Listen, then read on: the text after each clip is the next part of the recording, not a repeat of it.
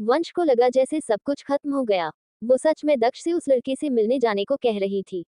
अचानक से रूम का टेम्परेचर एकदम से ठंडा हो गया। आरोही आगे बोली, मैंने उससे कहा कि मैं पहले से ही शादीशुदा और मेरा हस्बैंड बहुत हैंडसम है, पर उसे मेरी बातों पर विश्वास ही नहीं है। उसने कहा कि मेरा हस्बैंड एक बूढ़ा बदसूरत है जो बहुत ही जल्दी मारने वाला है। उसकी बात सुनकर मुझे गुस्सा आ गया और मैं तुम्हें उससे मिलवाने के लिए मन गए, और मैंने ये भी कहा कि मेरा हस्बैंड हमारे कॉल्स के हंग से लाख गुना ज्यादा हैंडसम है। वंश अपनी जगह जमकर खड़ा था। आरोही की बात सुनकर वो हक्का बक्का रह गया। क्या ये आरोही की कोई नई चाल थी? यहाँ तक कि आरोही की बात सुनकर दक्ष भी एक पल के लिए हैरान हो गया। जब दक्ष ने बहुत देर तक कुछ नहीं कहा तो आरोही ने सिर नीचे झुका लिया। वो उदास लग रही थी। सॉरी, कोई बात नहीं अगर आपके पास। आरोही अपनी बात पूरी करती उससे पहले ही दक्ष उसकी बात बीच में काटते हुए बोला, कब चलना है? आरोही एक पल के लिए हैरान हो गई, लेकिन फिर उसकी आंखें एकदम से चमक उठी और जल्दी से बोली, आज कॉलेज के बाद। दक्ष के बिना किसी इमोशन के कहा, ठीक है। ये सुनकर आरोही कसकर दक्ष को गले लगाते हुए बोली, थैंक यू सो मच, और ये बोलकर वो वहां से बाहर भाग गए।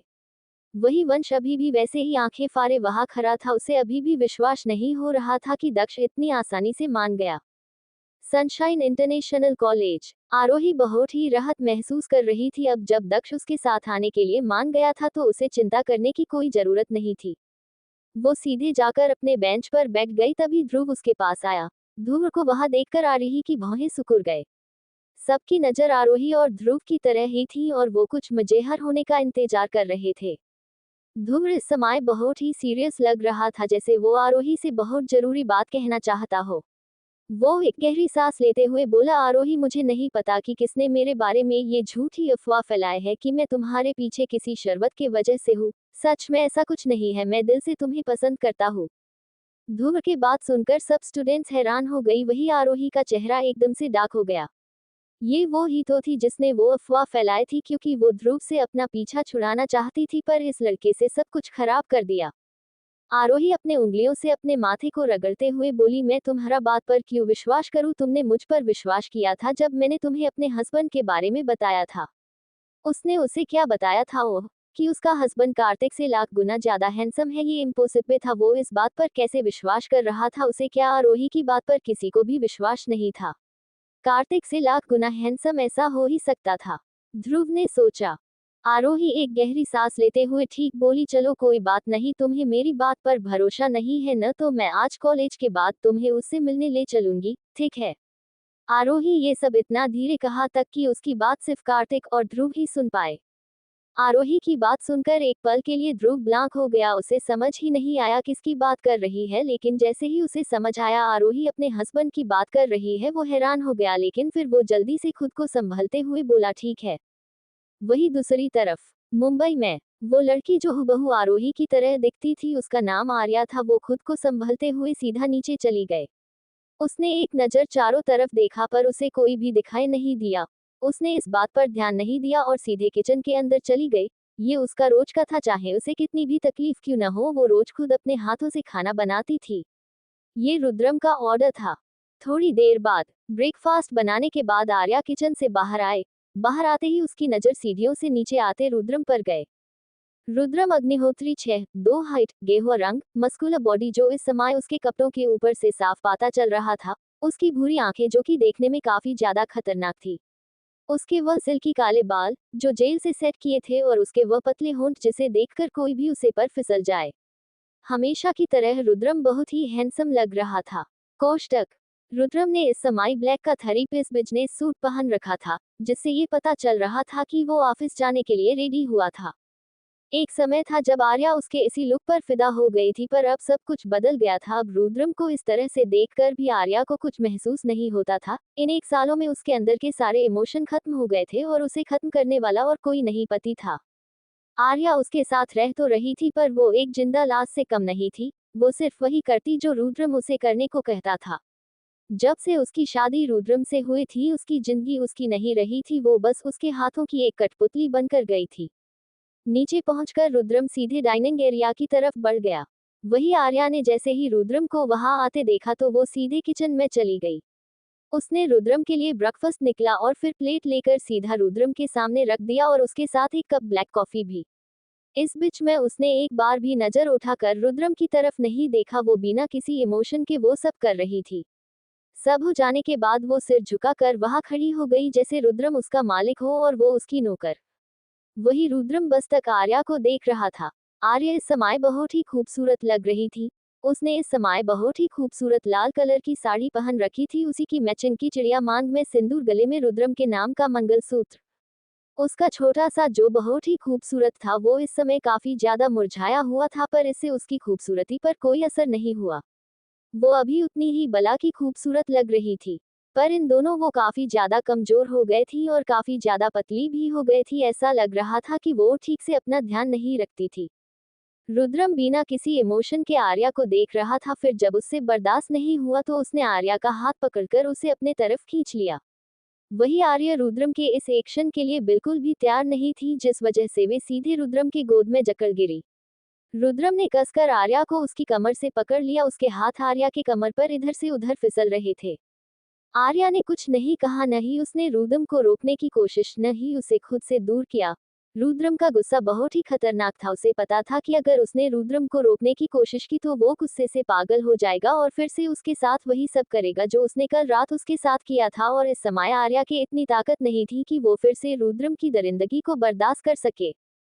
रुद्रम ने कसकर आर्या को उसकी कमर से पकड़ते हुए अपने दूसरे हाथ से उसके छोटे से चेहरे को करीब कर बिना एक भी पल का गवाए उसके छोटे से होठों को अपने होठों के बीच दबाकर उसे किस करने वहा। वो बहुत ही पैशन के साथ आर्या को किस कर रहा था। आर्या जिसके होठ पहले से ही कल रात की वजह से दर्द कर रहे थे, रुद्रम के इस तरह करने से आर्या ने अपनी मुट्ठी कस की। उसे बहुत ज्यादा दर्द हो रहा था, पर उसके पास इस दर्द के सहने के अलावा कोई रास्ता नहीं था। इस दर्द को सहने के लिए उसने कसकर आंखें बंद कर ली। उसके मुंह से अब तक दर्द से एक आह तक नहीं निकली थी। उसने कसकर अपने साड़ी को पकड़ रखा था। इस बीच में उसने एक भी रुद्रम को टच नहीं किया था। वो बस बिना किसी इमोशन के उसके गोद में बैठी थी और रुद्रम जो चाहता था उसे करने दे रही थी। वही समय के साथ रुद्रम की किस गहरी होते जा रही थी, साथ ही साथ उसकी पकड़ भी आर्या पर कस गए थी। वो तब तक उसे किस करता रहा जब तक वी पूरी तरह सेटिस्फाई नहीं हो गया। उसने बाद एक जोरदार बाइट के साथ उसने आर्या को छोड़ दिया। रुद्रम के इस तरह किस करने से आर्या का छोटा सा चेहरा बुरी तरह से लाल पड़ गया, साथ ही उसके होठों से भी खून निकलने लगा। वही रुद्रम की पकड़ अभी भी आर्या की कमर पर कसी हुई थी। रुद्रम आर्या को उसकी कमर को पकड़ते हुए खुद से चिपकाते हुए उसके गालों पर किस करते हुए बोला, वाइफी सच में तुम बहुत ही ज्यादा खूबसूरत हो और आज इस साड़ी में तो तुम कहर ढा रही हो। पर सबसे ज्यादा खूबसूरत तो तुम मेरी नीचे लगती हो जब तुम्हारे से मुंह से मीठी आवाज निकलती है।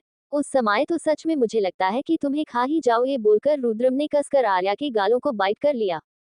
फिर उसने आर्या की तरफ देखा जो चुपचाप अपनी नजरें झुकाए उसकी गोद में बैठी उसकी बात सुन रही थी। उसको इस तरह देखकर रुद्रम के चेहरे पे एक सेहतानी मुस्कुराहट आ गए। उसने आर्या को खुद से दूर किया और वहां से चला गया। आर्या ने एक नजर उस तरफ देखा जहां रुद्रम गया था और उसकी आंखें में एक बार फिर दर्द झलक आया, लेकिन उसने जैसे तैसे खुद को रोने से रोका और अपने दर्द को इग्नोर करते हुए उसने रुद्रम की प्लेट की तरफ देखा। रुद्रम ने बस थोड़ा ही खाया था और आधा से ज्यादा खाना छोड़ दिया था। आर्या ने एक गहरी सांस ली और रुद्रम का बचा हुआ खाना खाने लगी। उसे इस समय बहुत ही तेज भूख लगी थी, इसलिए वो जल्दी जल्दी खा रहा था। जब तक रुद्रम खाना नहीं खा लेता उसे खाने की परमिशन नहीं थी, जिस वजह से उसे चाहे कितनी भी भूख क्यों न लग रही वो खाना नहीं खा सकती थी। कभी कभी तो ऐसा होता था कि वो रुद्रम के आने का इंतजार कर रही होती थी और रुद्रम रात भर नहीं आता था और उसे पूरा दिन भूखा रहना पड़ता था। अब आगे क्या होगा दक्ष और आरोही की जिंदगी में, जानने के लिए पढ़ते रहिए मेरी ये novel reborn of devil little wife, सिर्फ और सिर्फ पॉकेट एफएम पर। आज के लिए इतना ही। आगे जानने के लिए नेक्स्ट एपिसोड पढ़िए and please like comment and share जरूर कीजिए। एंड प्लीज आप लोग अपने रिव्यू जरूर दीजिएगा कि आपको मेरी ये स्टोरी कैसे लगी। Please please. रुद्रम आर्या को उसकी कमर को पकड़ते हुए खुद से चिपकाते हुए उसके गालों पर किस करते हुए बोला, वाइफी सच में तुम बहुत ही ज्यादा खूबसूरत हो और आज इस साड़ी में तो तुम कहर ढा रही हो।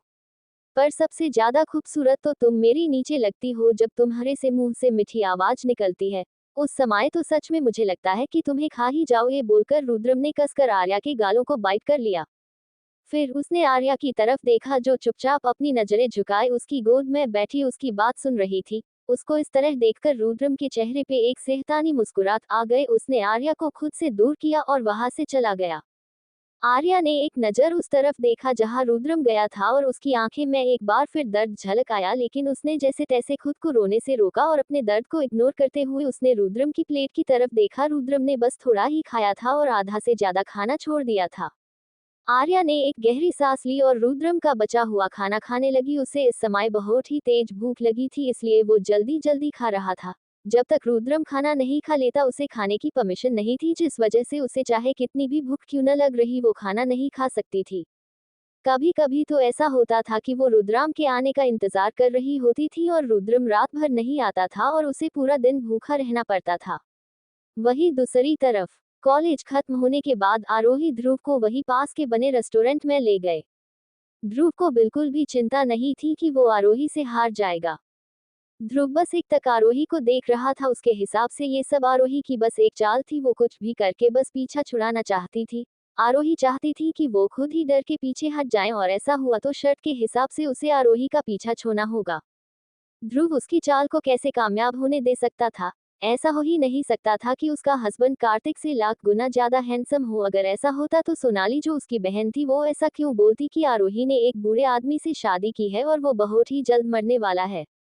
आरोही जानती थी कि ध्रुव के दिमाग में क्या चल रहा है, पर उसने उसे समझने की कोई कोशिश नहीं की। उसने एक नज़र फोन की तरफ देखा। दक्ष बस जल्द ही यहाँ पहुँचने वाला था, तो वो ध्रुव को एक्सप्लेन करके अपनी एनर्जी क्यों वेस्ट करे। ध्रुव आरोही की तरफ देखते हुए बोला, क्या मैं तुमसे कुछ पूछ सकता हूँ? आरोही अपना सिर हिलाते हुए बोली, हाँ क्यों नहीं। ध्रुव आरोही के भयानक मेकअप वाले चेहरे को देखते हुए बोला, तुम इतनी खूबसूरत हो, फिर तुम इतना भयानक मेकअप क्यों करती हो? आरोही ने ध्रुव की तरफ देखा जो बेसब्री से उसके जवाब का इंतजार कर रहा था। सच कहे तो वो कब से ये आरोही से पूछना चाहता था कि इतने सुंदर होते हुए भी वो ऐसा भयानक मेकअप क्यों करती थी। ये तो खुद को टॉर्चर करने जैसे था। उसके भयानक मेकअप को देखते हुए लोग उसका कितना मजाक उड़ाते थे, उसे क्या कुछ नहीं कहते थे। क्या बुरा नहीं लगता था? क्या उसे शर्मिंदगी महसूस नहीं होती थी जब लोग उसके चेहरे के बारे में भद्दा कमेंट करते थे? आरोही हल्का सा मुस्कुराते हुए बोली, क्योंकि मेरे हस्बैंड को ये पसंद है। उसके बात सुनकर ध्रुव को समझ ही नहीं आया कि वो क्या बोले। उसके हस्बैंड को ये पसंद है? क्या इससे वाहियात कोई जवाब हो सकता था? कोई भी हस्बैंड अपनी बीवी को इस तरह कैसे पसंद कर सकता था? आरोही, अब तुमने इतना भी झूठ नहीं बोलना चाहिए। क्या मैं इतना बुरा हूँ? ठीक है, मैं कार्तिक और अर्जुन जितना हैंडसम नहीं हूँ, पर मैं इतना भी बुरा नहीं दिखता हूँ। और मैं विश्वास के साथ कह सकता हूँ कि तुम्हारे हस्बैंड से तो ज्यादा ही हैंडसम हूँ, और तो मुझे तुम्हारे शादीशुदा होने से कोई भी प्रॉब्लम नहीं है। ये बोलते समय वो काफी कॉन्फिडेंट लग रहा था, जैसे अब आरोही चाहकर भी उस मना नहीं कर पाएगी। ये इसलिए था क्योंकि एक तो वो अमीर था और दूसरा उसके हिसाब से वो आरोही के पति से यंग और हैंडसम था।